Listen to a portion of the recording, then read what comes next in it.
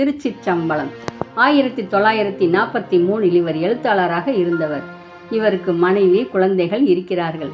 குடும்பத்திற்கு போதிய வருமானம் இல்லாமல் கஷ்டத்தில் வாழ்ந்து கொண்டிருந்தார். அன்று வெளியான இதழ்களில் சிறு கட்டுரைகள், கவிதைகள் என்று எழுதி பத்திரிகைக்கு கொடுத்தார். அடுத்து சிறுகதைகள் எழுதி பத்திரிகை நிறுவனத்தில் கொண்டு போய் கொடுப்பார். அந்த அளவிற்கு இவருடைய எழுத்துக்களுக்கு வரவேற்பு இல்லை. ஏனென்றால் இவருடைய சிறுகதைகள் தொகுப்பாக இல்லை. இதையெல்லாம் பிரசுரம் பண்ண முடியாது என்று சொல்லிவிடுவார்கள் பத்திரிகை நடத்துபவர்கள். வாழ்க்கை மிகுந்த சிரமத்தில் தான் போய்க் கொண்டிருந்தது. எழுத்தாளர் இருந்த ஊருக்கு காந்திஜி கூட்டத்தில் பேச வந்தார். எழுத்தாளர் காந்திஜி பேசியதை ஒரு ஓரமாக நின்று பேசியதை உற்று கவனித்தார். காந்திஜி பேசிய விதம் எழுத்தாளருக்கு மிகவும் பிடித்திருந்தது. இவர் பேசியதை நுணுக்கமாக எழுதி பிரசுரம் பண்ண வேண்டும் என்று எழுத்தாளர் நினைத்தார். காந்திஜி பேசியதை தொகுப்பாகவும் மக்களை கவரும் விதமாகவும் எழுதி பத்திரிகை நிறுவனத்திற்கு கொண்டு போய் கொடுத்தார் எழுத்தாளர். இவர் எழுதிய விதத்தை பார்த்ததும் பத்திரிகை நிறுவனம் பிரசுரம் பண்ண ஏற்றுக்கொண்டது. பத்திரிகையில் பிரசுரமானதும் இவருடைய எழுத்துக்களுக்கு நல்ல வரவேற்பு கிடைத்தது. அதிலிருந்து பெரிய பெரிய தலைவர்களை பற்றி செய்தி சேகரித்து பத்திரிகையில் பிரசுரமானது. எழுத்தாளருக்கு இதிலிருந்து வருமானமும் வந்தது. எழுத்தாளர் காந்திஜியை பற்றி எழுதிய பேப்பரை தற்செயலாக காந்திஜியின் கண்ணில் பட்டது. தன்னோடு இருக்கும் உதவியாளனை அழைத்து, இந்த எழுத்தாளர் எங்கே இருக்கிறார் என்ற விவரம் அறிந்தால் இவரை இங்கு அழைத்து வாருங்கள் என்றார். பத்திரிகை நிறுவனத்தில் கேட்டு எழுத்தாளரை கண்டுபிடித்து, காந்திஜி உங்களை பார்க்க விரும்புகிறார், நீங்கள் அவர் இருக்கும் இடத்திற்கு வர முடியுமா என்று கேட்டார்கள். எழுத்தாளருக்கு வானில் பறப்பது போல் இருந்தது. காந்திஜியை நேரில் பார்க்கும் வாய்ப்பு யாருக்கு கிடைக்கும்? வந்த உதவியாளனோடு எழுத்தாளரும் கிளம்பினார். எழுத்தாளர் காந்திஜியை பார்த்தவுடன் பணிவோடு காலில் விழுந்து வணங்கினார். காந்திஜி அருகில் அமரச் சொல்லி, நீங்கள் என்னை பற்றி பத்திரிகையில் எழுதியவுடன் எனக்கு பிடித்திருந்தது.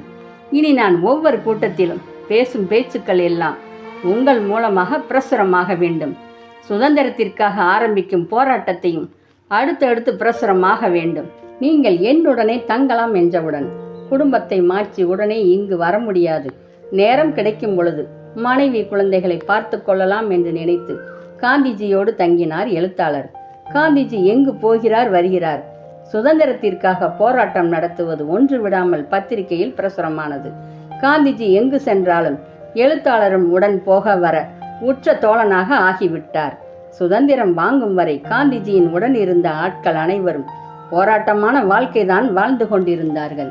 வெள்ளையனை வெளியேறு என்ற இயக்கத்தில் சேர்ந்து நிலத்தில் வேர்வை சிந்தி வாழும் என் மக்களுக்கு ஒரு விடிவு காலம் வேண்டும், உன்னுடைய கலாச்சாரத்தை இங்கு வந்து புகுத்தாதே என்று வெள்ளையனிடம் போராடி போராடி கடைசியில் 1947 நமக்கு சுதந்திரம் கிடைத்தது. சுதந்திர போராட்டத்தில் எத்தனை பேர் இறந்தார்கள் என்று சொல்ல முடியாது. சுதந்திரம் வாங்கிய பின் காந்திஜி ஒரு கூட்டத்தில் பேசிக் கொண்டிருந்த போது சுட்டுக் கொல்லப்பட்டார். இந்த செய்தி அறிந்தவுடன் நாட்டிற்கு சுதந்திரம் வாங்குவதற்காக பாடுபட்ட ஒரு தியாக செம்மல் நாடே கொந்தளித்தது. காந்திஜிக்கு இப்படி ஒரு மரணம் ஏற்படும் என்று யாரும் எதிர்பார்க்கவில்லை. எழுத்தாளருக்கு இந்த செய்தி ஒரு பேரதிர்ச்சியாக இருந்தது. இந்த 4-5 வருடத்தில் பக்கத்தில் இருந்த மகானுக்கு இப்படி ஒரு துர்மரணமா?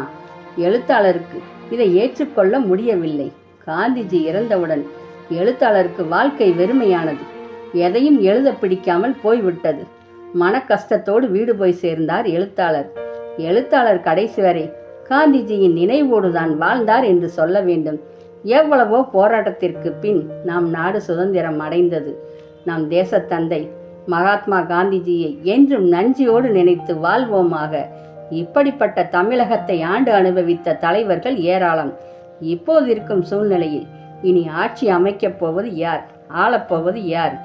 இறைவனின் தீர்ப்பை பொறுத்திருந்து பார்ப்போம். அன்பே சிவம். நன்றி.